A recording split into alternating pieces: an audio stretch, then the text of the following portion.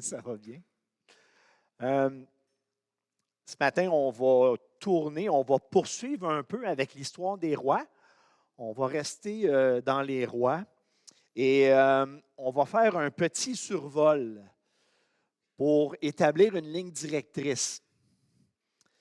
Et une chose que je pourrais dire, c'est que si ces rois-là avaient dit et fait « Je te donne tout », ils n'en seraient pas venus là où ils sont arrivés. Alors, on va aller dans 1 roi 11, 12 et 13 ce matin. Je vous promène.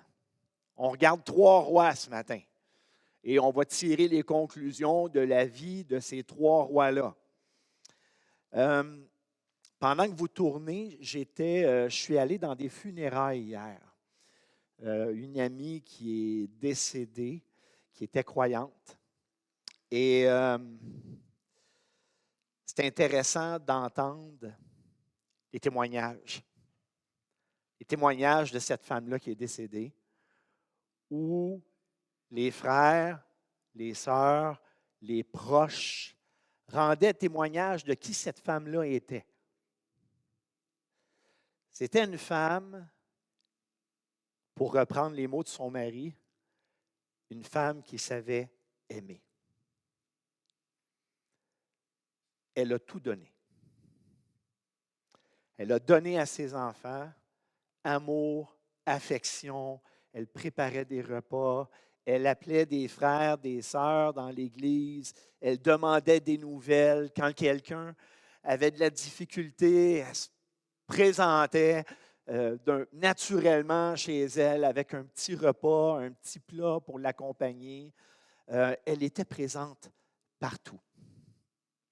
Partout où elle passait, elle laissait un parfum de bonne odeur.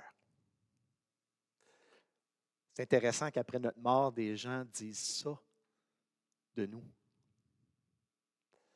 Elle avait une bonne influence. Disons-le comme ça. Elle représentait son maître, son Seigneur. Il y a des gens comme ça qui laissent une odeur agréable dans leur vie, puis il y a des gens qui ne laissent pas une bonne odeur agréable. On a vu la semaine passée Josaphat qui a laissé une odeur agréable de son règne. Dans la manière avec laquelle il a éduqué le peuple à s'approcher de Dieu, dans ses prières, dans sa vie de foi, il a laissé sa marque. C'est ce qu'il a fait.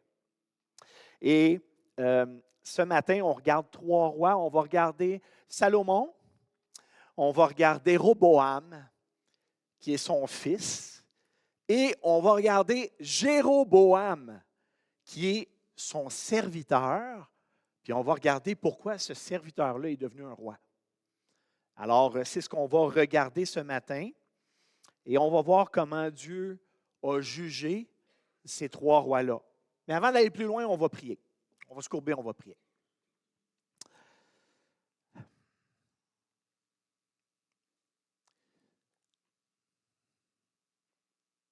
On veut que tu prennes nos vies ce matin, Seigneur. On a besoin que tu nous instruises, que tu parles à notre cœur.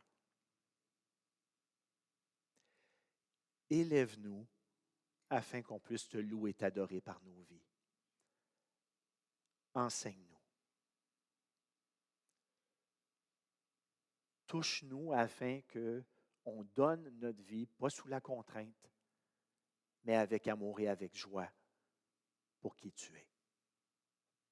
Dirige-nous. Amen. Donc, on va commencer avec le roi Salomon. Je vais citer quelques passages, mais est-ce qu'on peut définir le règne de Salomon? Est-ce que c'était un bon roi? Est-ce que c'était un mauvais roi?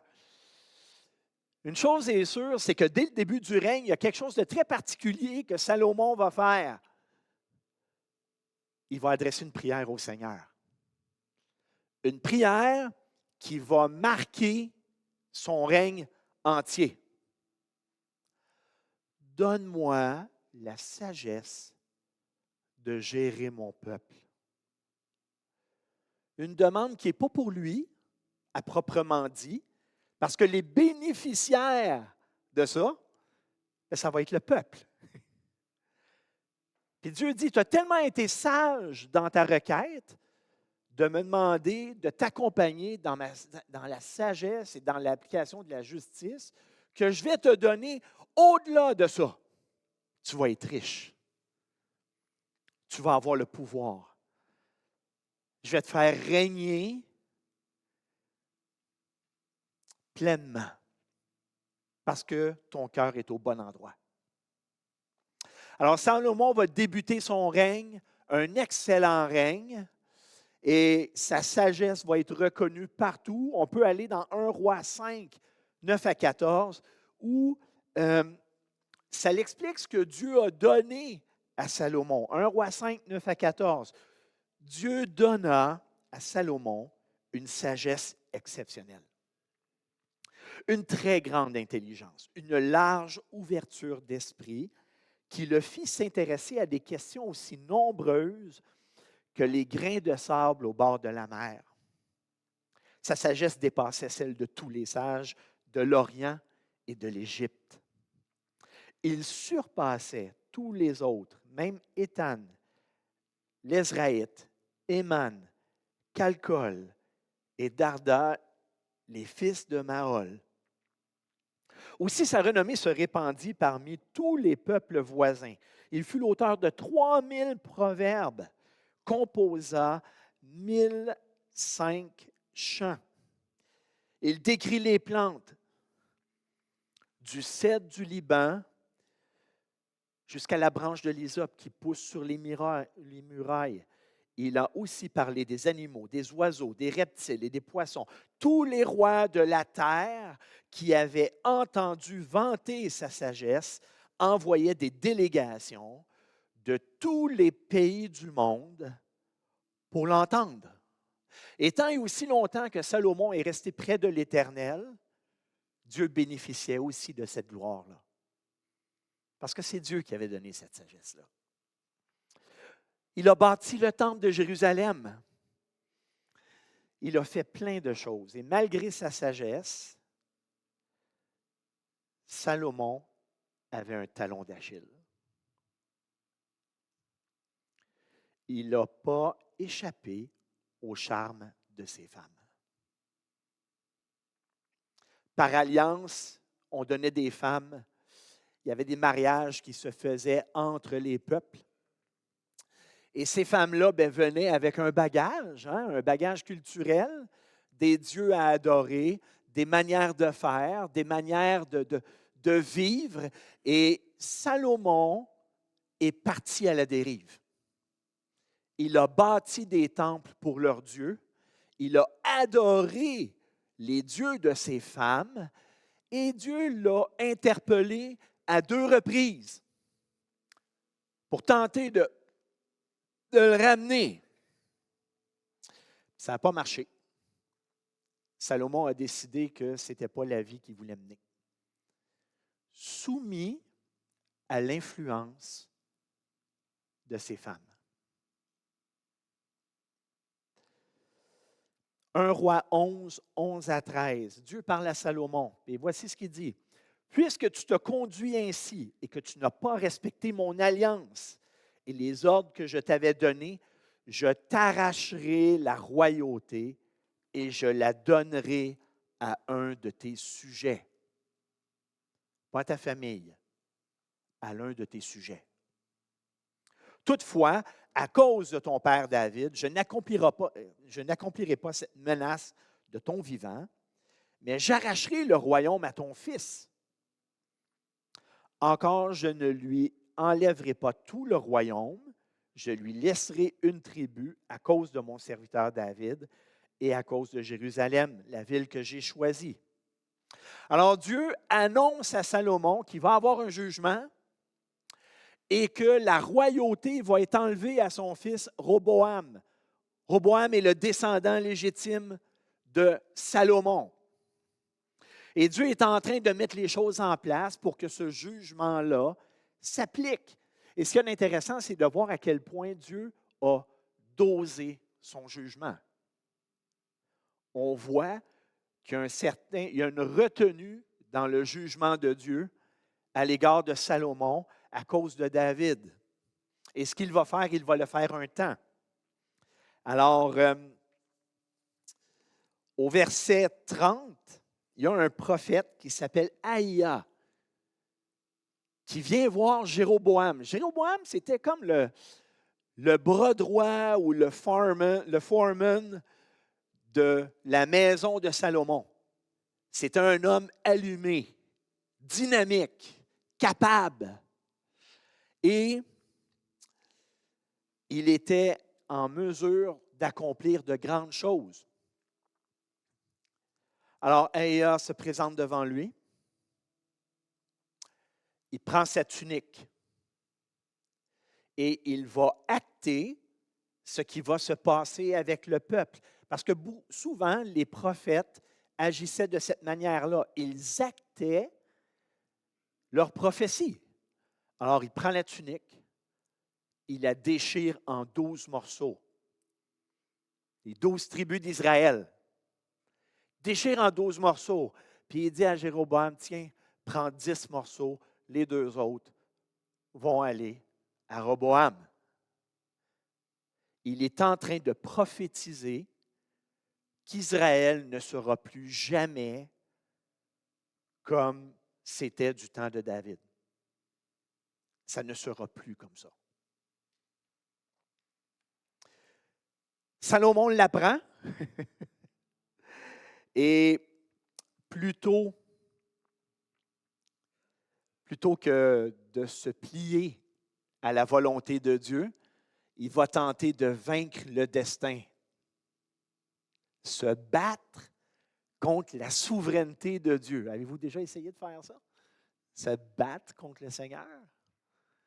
Bien, lui, il pensait pouvoir échapper à son destin. Comment on fait pour échapper à ce destin-là? Bien, on tue.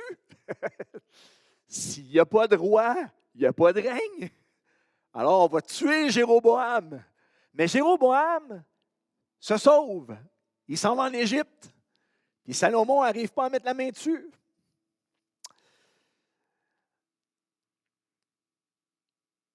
Dieu avait fait une alliance avec Jéroboam. Ce n'était pas juste le prophète.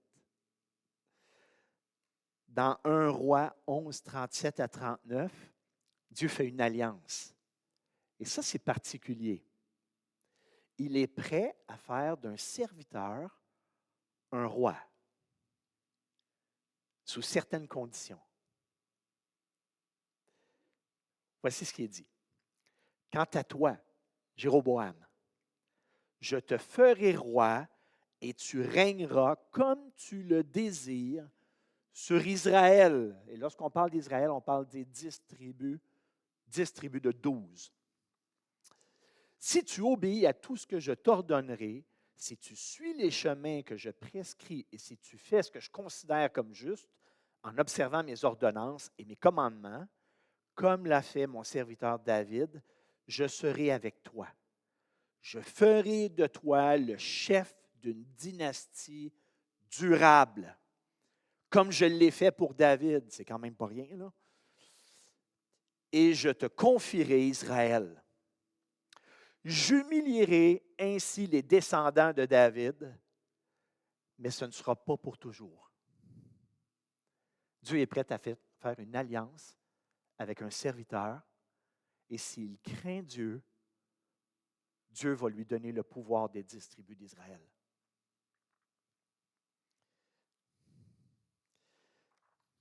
Tenter de tuer Jéroboam, c'est un peu fou, et à un moment donné, on s'arrête à y penser, puis on se dit, comment quelqu'un plein de sagesse,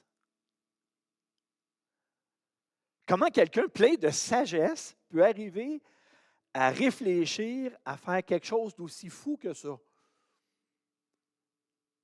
Pourtant, Salomon avait goûté à cette sagesse-là. Il savait que Dieu ne niaisait pas.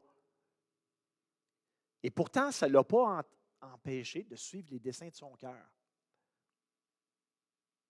Et c'est comme ça que Salomon, influencé par ses femmes, a détruit Israël. Tout ça sous l'influence de ses concubines. Le grand sage est tombé à cause de ses concubines. Salomon meurt, il est enterré dans la cité de David. Et là, les gens se rendent à Sichem. On va procéder au couronnement d'un nouveau roi, Roboam, fils de Salomon. Et Roboam est là, le peuple est là, on assiste au couronnement. Mais là, il se passe quelque chose d'un peu inhabituel, c'est-à-dire, le peuple dit, attends, on va négocier. Le peuple veut négocier. Négocier avant le couronnement. Écoute, Roboam, ton père, là, il n'était pas tellement cool avec nous autres. Il nous a donné beaucoup de fardeaux. Ça n'a pas toujours été facile, l'affaire. Alors, avant de te mettre roi, prends un engagement avec nous autres. Si tu es fin avec nous autres, si tu nous considères, si tu nous traites correctement, on va pour toujours être tes sujets. Puis à première vue, on dirait, bien, il me semble qu'un roi devrait être fin avec son peuple. Là. Mais il semble que ce n'était pas le cas, puisque c'est la demande du peuple avant le couronnement. Et Roboam agit de la bonne manière. Au début, là, il part sur une bonne lancée. Il regarde le peuple, puis il dit, OK, je vais réfléchir à ça. Revenez me voir dans quelques jours. À date, on dit, OK, c'est quelqu'un qui n'agit pas avec précipitation. C'est quand même quelque chose de noble, quelque chose de bien. Et là, il va tenir conseil. Et là, on a deux parties, on a deux groupes. On a ceux qui régnaient avec Salomon, les intendants du royaume de Salomon, les vieux de la vieille, et on a ses amis. Et ce qui est intéressant, c'est que quand le peuple est venu, Roboam était revenu d'Égypte. Et Roboam assistait à ce qui se passait. Jéroboam, merci. Jéroboam assistait à ce qui se passait.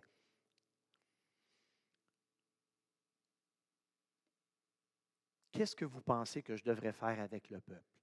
Alors, les intendants qui ont vu ce qui s'est passé sous le règne de Salomon disent ceci: sois fin,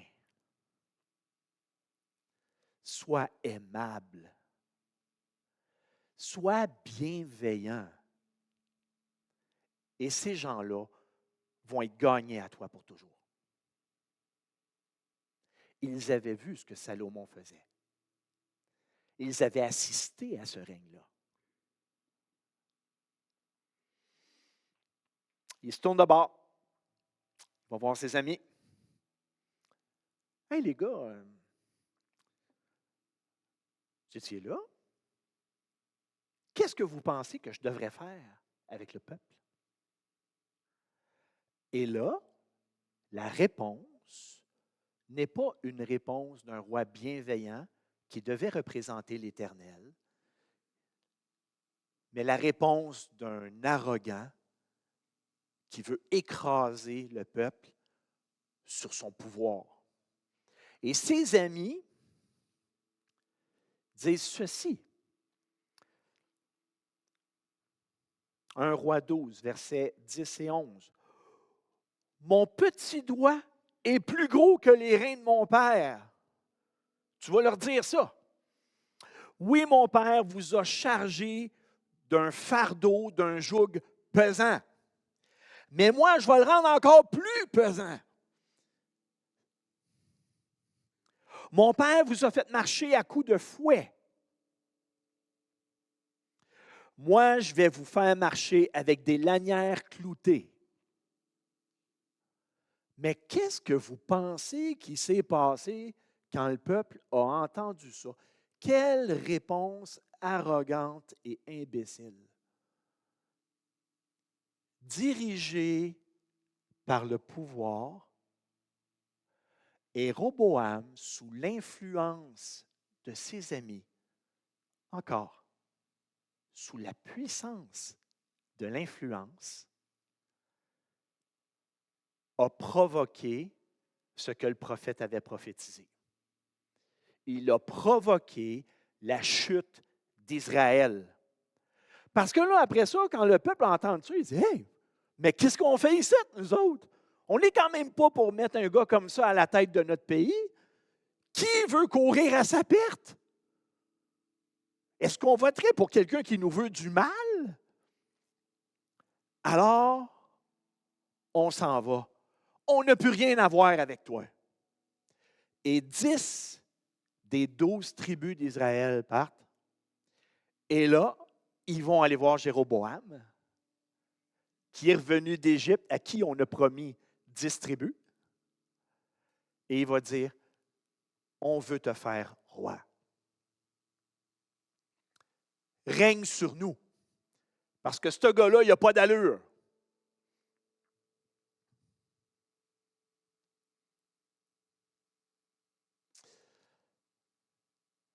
Ça t'arrive d'avoir des décisions difficiles à prendre? Est-ce que ça t'arrive?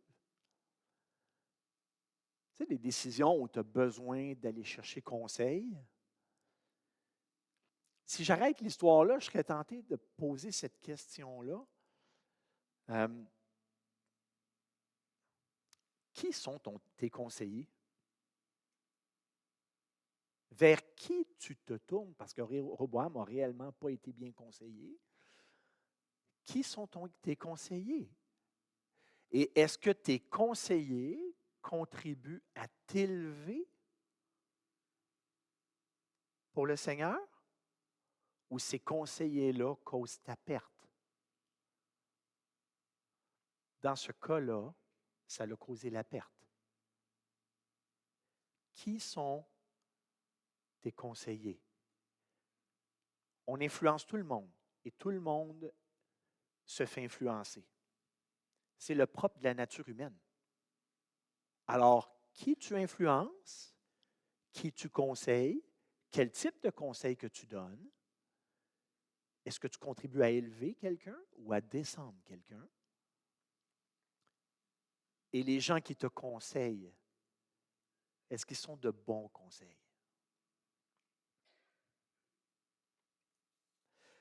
Le peuple va se tourner vers Jéroboam. Et là, Jéroboam assiste live à la prophétie le concernant, à l'alliance que Dieu a fait avec lui. Il assiste à ça. Il est en train de voir un royaume se créer sous ses yeux, royaume que Dieu lui a promis.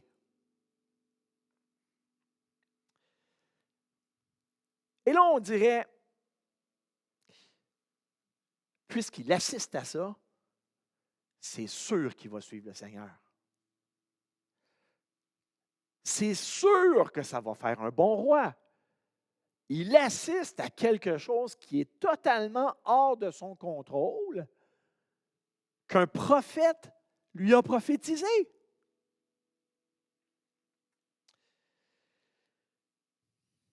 Il y a de quoi prendre ça au sérieux, là. Ce n'est pas ce qui va se passer. Pas du tout. Là, il a peur.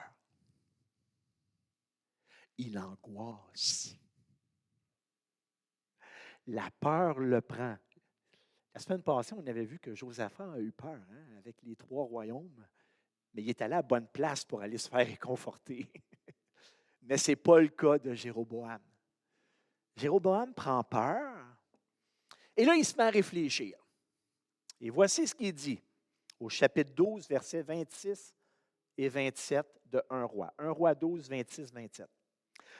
Jéroboam se dit, ouais, tel que les choses se présentent, les sujets de mon royaume, ces 10 tribus-là, pourraient bien retourner sous l'autorité du fils de David, sous l'autorité de Roboam.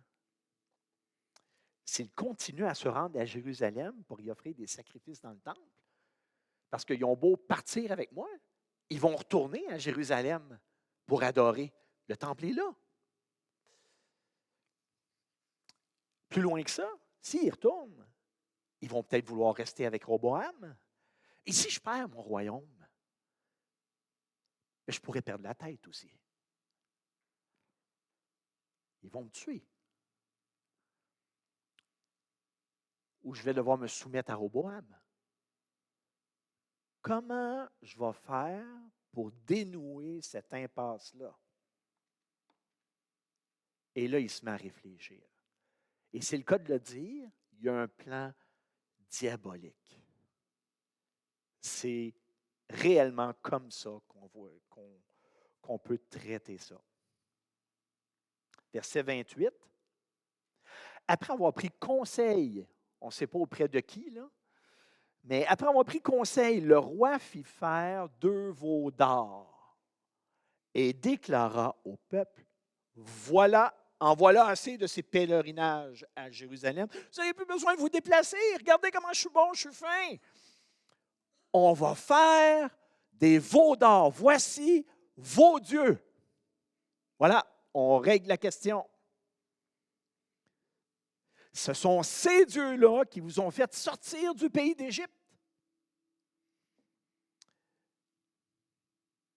Il a peut-être été influencé, on ne connaît pas la source des conseillers, mais il a certainement été un influenceur.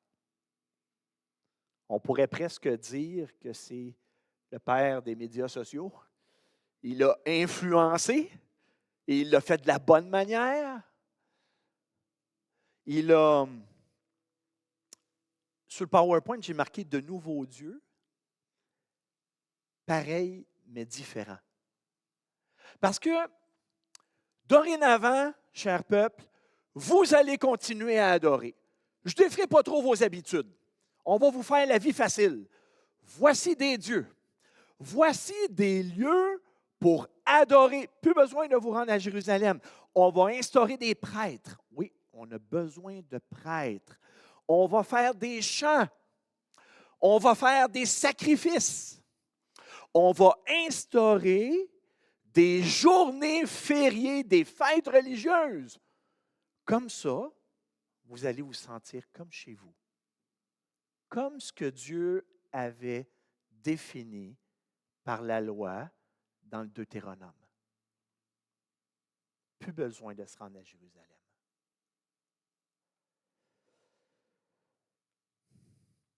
Le mirage, l'influence que cet homme-là a eue sur le peuple a tué le peuple.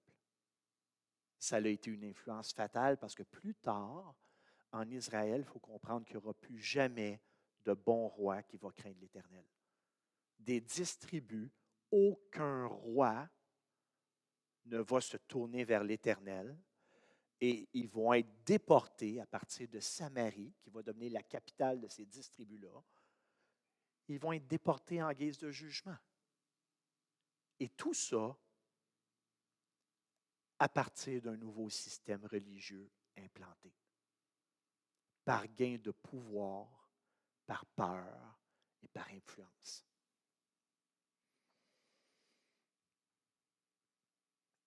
L'illusion a tellement été puissante qu'on n'y a vu que du feu. Et le peuple a été berné.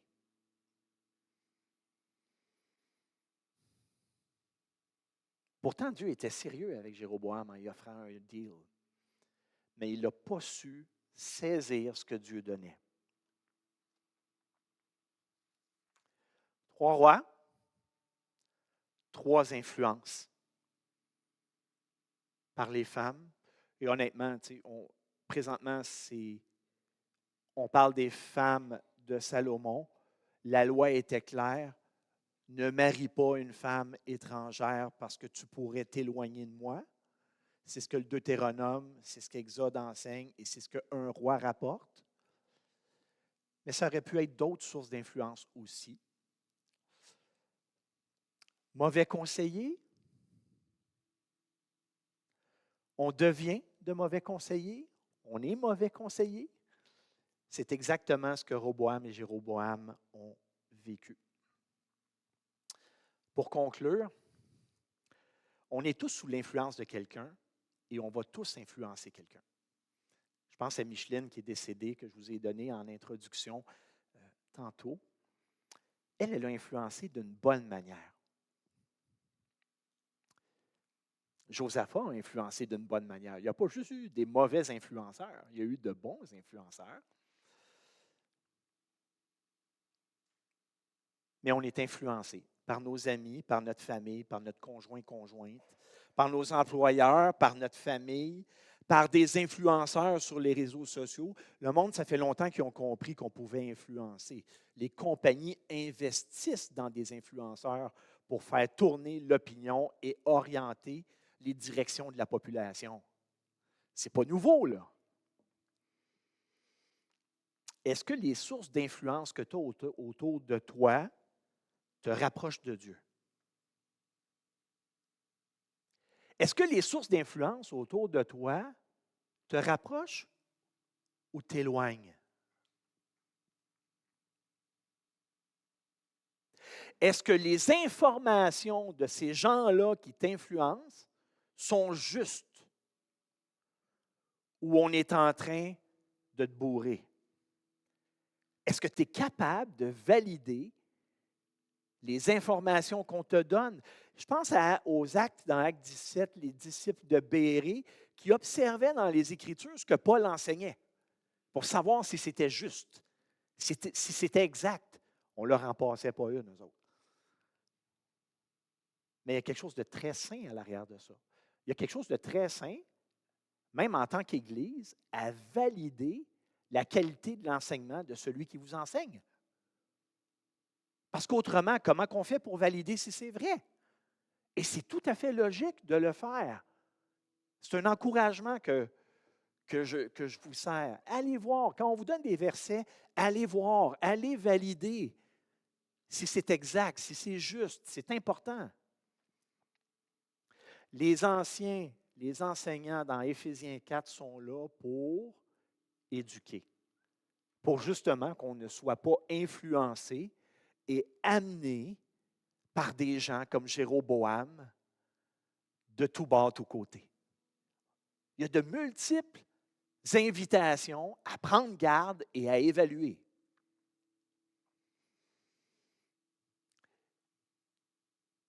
L'histoire biblique regorge de gens qui ont eu une influence. Il y en a eu plein. Moi, ce qui me touche le plus, c'est Hébreux 11. Toute cette liste de personnes qui ont influencé à la vie, à la mort, mais ils ont influencé, contribué à élever les autres près de Dieu. Et c'est d'ailleurs pour ça que 2000 ans plus tard, on en parle encore. Et Hébreux 12 continue dans cette lignée-là, de cette manière-là. Hébreux 12, 1 et 2. C'est pourquoi nous aussi, qui sommes entourés d'une si grande nuée de témoins, en parlant de ces témoins-là, débarrassons-nous de tout fardeau et du péché qui nous cerne si facilement de tous côtés. Et courons avec endurance l'épreuve qui nous est proposée, ce que Dieu met à l'avant de nous. Gardons les yeux fixés sur Jésus, qui nous a ouvert le chemin de la foi et qui la porte à la perfection. Paul dit, soyez mes imitateurs comme je le suis moi-même de Christ. Je n'ai rien contre Paul. Mais peut-être que c'est bien d'être l'imitateur de Paul, c'est mieux d'aller à la source et d'être l'imitateur de Christ. Amen. Que Dieu puisse influencer nos vies pour cerner la vérité, cerner ce qu'il y a de bon, et que notre vie puisse contribuer à élever les autres vers une adoration saine pour le Seigneur. Courbons-nous.